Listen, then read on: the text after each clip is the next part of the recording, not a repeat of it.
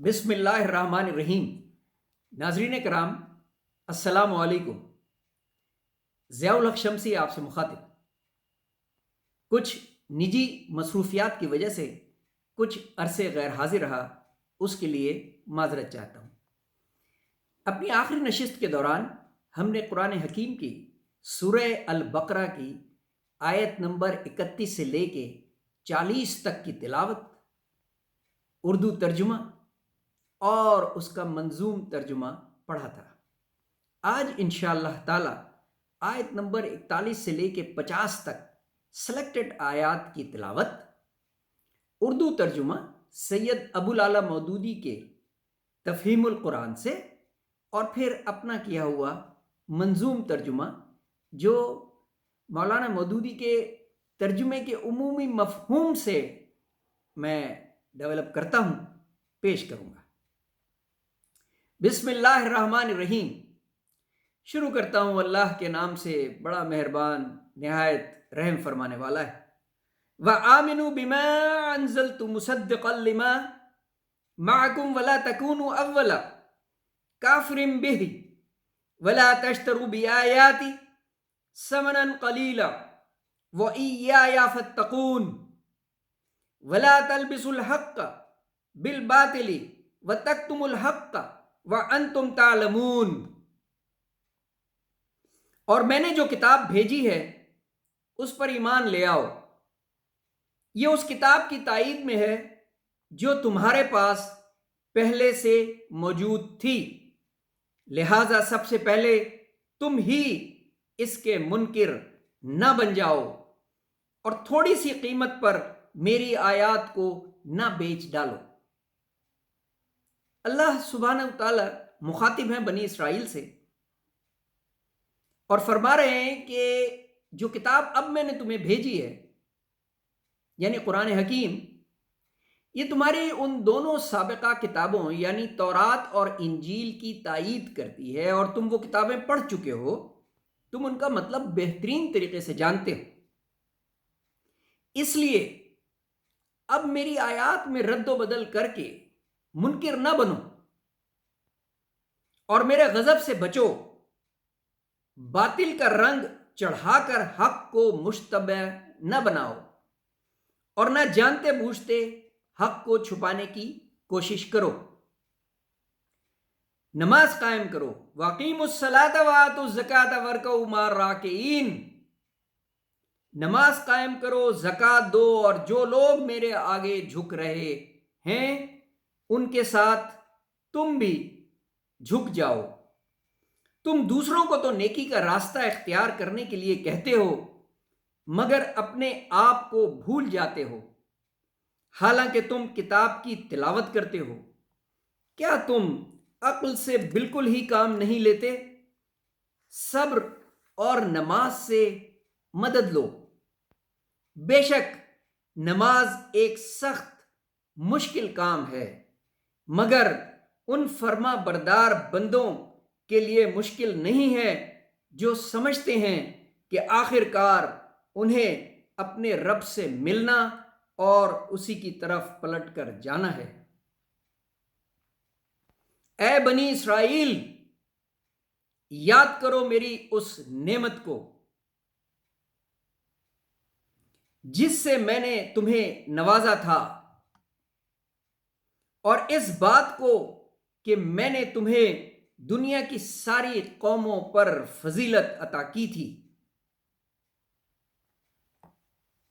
اور ڈرو اس دن سے جب کوئی کسی کے ذرا کام نہ آئے گا، نہ کسی طرف سے سفارش قبول ہوگی، اور نہ کسی کو فدیہ لے کر چھوڑا جائے گا، اور نہ مجرموں کو کہیں سے مدد مل سکے گی۔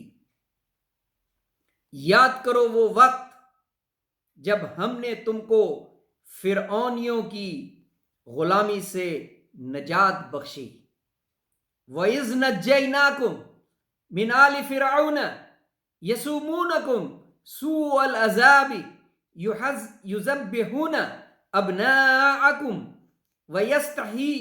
وَيَسْتَحْيُونَ نِسَاءَكُمْ وفی ذالکم بلاء من ربکم عظیم. یاد کرو وہ وقت جب ہم نے تم کو فرعونیوں کی غلامی سے نجات بخشی. انہوں نے تمہیں سخت عذاب میں مبتلا کر رکھا تھا. تمہارے لڑکوں کو ذبح کر دیتے تھے اور تمہاری لڑکیوں کو زندہ رہنے دیتے تھے، اور اس حالت میں تمہارے رب کی طرف سے تمہاری بڑی آزمائش تھی.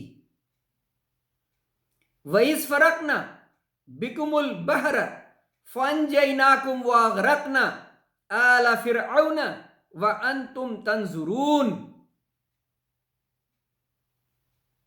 یاد کرو وہ وقت جب ہم نے سمندر پھاڑ کر تمہارے لیے راستہ بنایا، پھر اس میں سے تمہیں بخیریت گزروا دیا، پھر وہیں تمہاری آنکھوں کے سامنے فرعونیوں کو غرقاب کیا. صدق اللہ العظیم. ناظرین کرام، یہ تھا تلاوت آیت نمبر 41 سے 50 تک، سلیکٹڈ آیات کی تلاوت، اور مکمل ترجمہ 41 سے 50 تک سید ابو العلا مودودی کے تفہیم القرآن سے. اب میں نے اس کے عمومی مفہوم کو انتہائی آسان منظوم ترجمہ میں تبدیل کیا ہے تاکہ آپ کو ان تمام احکامات کا جو اللہ تعالیٰ کی طرف سے آئے ہیں قرآن حکیم کی صورت میں سمجھ میں آ جائے اور یاد بھی رہ جائے. رب نے جو کیا فیصلہ بندہ بنانے کا. اب یہ پچھلی نشست جو آیت نمبر 31 سے 40 تھے اس کے آخری آیات کے منظوم ترجمہ ہے تاکہ کنیکشن بن جائے. تو پہلے دو شعر جو ہیں یہ پچھلی آیات کے. کرنے لگا ابلیس بحث اپنی صفت پر. یہ وہی بحث ہے جب اللہ تعالیٰ نے آدم کو تخلیق کیا اور فرشتوں سے کہا کہ جب میں اس میں روح پھونک دوں تو سجدہ کرنا. تمام فرشتوں نے سجدہ کیا لیکن ابلیس نہ مانا اور شیطان بن گیا. کرنے لگا ابلیس بحث اپنی صفت پر. بھول نہ جانا کہ لوٹ کے آنا ہے رب کے پاس اپنے جس نے جہاں بنایا. اور اب آج جو آیات تلاوت کی ہیں یعنی 41 سے 50 تک کا منظوم ترجمہ.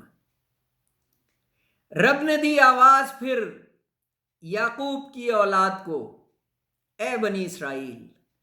ناظرین کرام، حضرت یعقوب علیہ السلام کی قوم تھی بنی اسرائیل، کیونکہ آپ کا لقب اسرائیل تھا. تو میں نے کلام پاک میں جب تحقیق کی اور پڑھا تو کچھ جگہوں پہ اللہ تعالیٰ نے اے بنی اسرائیل کہہ کے مخاطب کیا ہے اور کچھ جگہوں پہ اے یعقوب کی اولاد کہہ کے مخاطب کیا ہے. تو اشعار کے فلو کو برقرار رکھنے کے لیے میں نے اپنے منظوم ترجمے میں زیادہ تر جگہوں پہ یعقوب کی اولاد کہہ کے بنی اسرائیل کو مخاطب کیا ہے. رب نے دی آواز پھر یعقوب کی اولاد کو، یاد کرو میری نعمت جو میں نے عطا کی ہے. یاد کرو میری نعمت جو میں نے عطا کی ہے. حکم دیا رب نے قرآن پہ ایمان کا، دیتی ہے گواہی یہ تورات کی انجیل کی. بیچو نہیں آیات میری، مجھ سے ہی ڈرو. رد و بدل کر دیتے تھے وہ. قائم کرو صلاۃ و زکوٰۃ، سر اپنے خم کرو. اپناؤ تم صبر و صلاح، لوٹ کے آنا ہے. اللہ تعالیٰ نے یہ وارننگ بہت جگہ پہ دی. پھر یاد کرایا رب نے یعقوب کی اولاد کو، بخشی تھی جو فضیلت اہل جہان پر. بڑی بلیسڈ قسم کی قوم تھی. اللہ تعالیٰ نے ان پہ بہت مہربانیاں کی تھی.